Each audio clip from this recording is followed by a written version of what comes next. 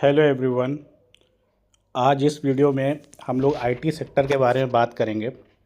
इधर रिसेंटली 2-3 दिनों से आईटी सेक्टर में अच्छा खासा फॉल आ रहा है और बहुत सारे आईटी स्टॉक्स में जो है गिरावट दिख रही है। तो जो लोग आईटी सेक्टर में इन्वेस्टेड हैं या जो लोग आईटी सेक्टर में इन्वेस्ट करना चाहते हैं उनके लिए ये वीडियो बहुत इम्पोर्टेंट होने वाला है, क्योंकि हम इसमें समझने की कोशिश करेंगे कि यह सेक्टर कैसा चल रहा है और इसके फ्यूचर प्रॉस्पेक्ट्स क्या हो सकते हैं। ये जो चार्ट आपको दिख रहा है ये आईटी इंडेक्स का चार्ट है। इस चार्ट को अगर हम देखेंगे तो ये एक वीकली चार्ट है। वीकली चार्ट का मतलब ये होता है कि इसमें हर कैंडल एक वीक का आपको प्राइस एक्शन दिखाती है। अगर हम इसको एनलार्ज करते हैं तो आप यहाँ देखेंगे ये रेड वाली लाइन जो है ये 200 मूविंग एवरेज की लाइन है। यानी कि अगर ये वीकली चार्ट है तो जो रेड वाली लाइन है ये 200 वीक का प्राइस दिखा रही है। तो 200 वीक का प्राइस जो करंट प्राइस इसका दिखा रहा है वो क्या है, वह है 33,977 और आज का जो क्लोजिंग प्राइस है इनका वो है 28,530। यानी 200 वीक के प्राइस से भी बहुत नीचे आज निफ्टी आईटी इंडेक्स क्लोज हुआ है। तो ये क्या शो करता है, ये सीवियर डाउन ट्रेंड शो करता है। इसी को अगर आप दूसरी तरह से देखेंगे तो इस चार्ट में देखिए ये वही चार्ट है। इसने हाई बनाया था 2025 में, यानी कि निफ्टी आईटी इंडेक्स ने जो अपना हाई बनाया है 2024 के लास्ट में या 2025 के शुरू में, और उसके बाद से आज की डेट में अगर आप इसका प्राइस में डिफरेंस देखेंगे तो 38% का फॉल है।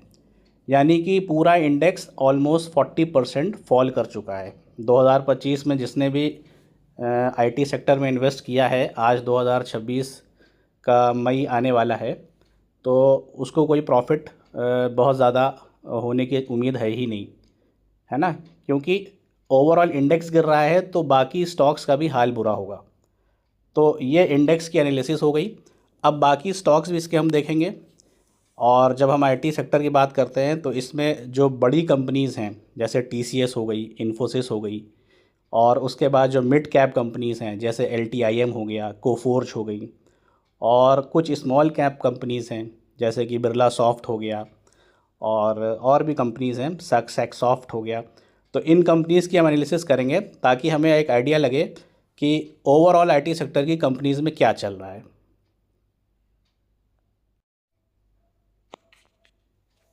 ये टीसीएस का चार्ट है।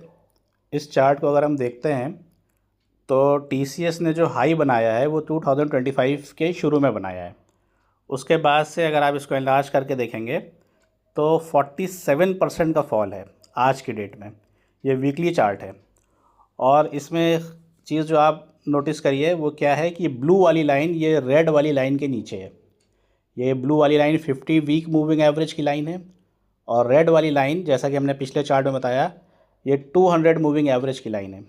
तो 200 मूविंग वीक का जो प्राइस है उससे भी नीचे 50 वीक मूविंग एवरेज का प्राइस आ गया है। यानी कि ये सीवियर डाउन ट्रेंड में है। और आज जो इसका प्राइस है वही प्राइस आपको 2021 के शुरू में मिल रहा था। यानी 2021 के बाद या 2021 से अगर किसी ने इन्वेस्ट किया है इसमें तो वो आज उसी प्राइस से पहुंच गया है स्टॉक जिस प्राइस पे 2021 में था। यानी कि 5 साल में कोई भी रिटर्न नहीं बना। तो ये टीसीएस है जो कि आईटी सेक्टर की सबसे बड़ी कंपनी है। दूसरा जो स्टॉक है ये इन्फोसिस है। इन्फोसिस में भी आपको वही पैटर्न मिलेगा। 2025 में इन्होंने हाई बनाया था और उसके बाद से जो है डाउन ट्रेंड में स्टॉक दिख रहा है। और यहाँ पर भी देखिए 50 वीक मूविंग एवरेज की लाइन 200 वीक मूविंग एवरेज के नीचे आ गई है और ये भी 42% डाउन है। इस वीक में अगर आप देखिए तो 12% गिरा है स्टॉक। यानी इस एक अकेले वीक में जो लास्ट वीक अभी गुजरा है इसमें 12% स्टॉक गिरा है। तो इन्फोसिस, टीसीएस जो बड़ी कंपनीज़ हैं उनका ये हाल है।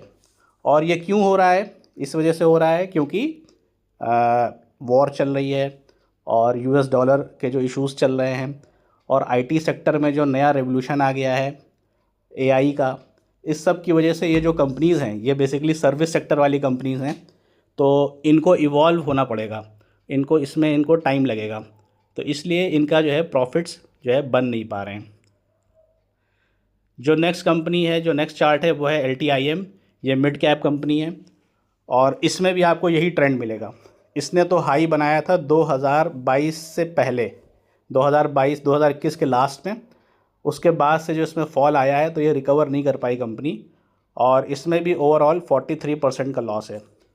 कुछ लोग कहते हैं कि जो बड़ी कंपनीज़ होती हैं उनमें जो है बहुत ज़्यादा ग्रोथ के चांस नहीं होते हैं, जो स्मॉल कैप कंपनीज़ होती हैं उनमें ग्रो करने का पोटेंशियल ज़्यादा होता है।